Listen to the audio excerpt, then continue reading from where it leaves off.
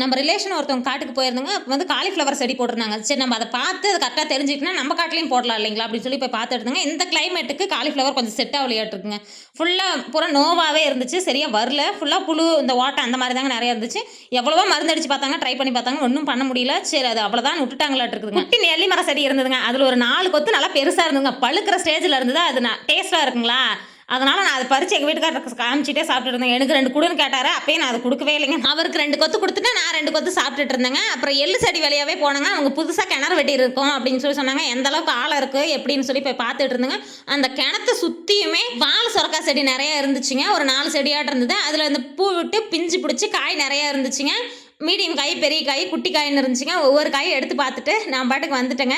அப்புறம் பரங்கிக்காய் செடி இருந்துங்க. பரங்கிக்காய் செடியில் குட்டி குட்டி காயாக நிறையா இருந்துச்சுங்க. அது சிட்டு காயின்னு சொல்லுவாங்க. சிட்டு காய்னா ஒரு 1/2 கிலோ சைஸ் 1 கிலோ சைஸில் தாங்க இருக்கும். அதுக்கு மேலெல்லாம் பெருசாகவே இருக்கவே இருக்காது.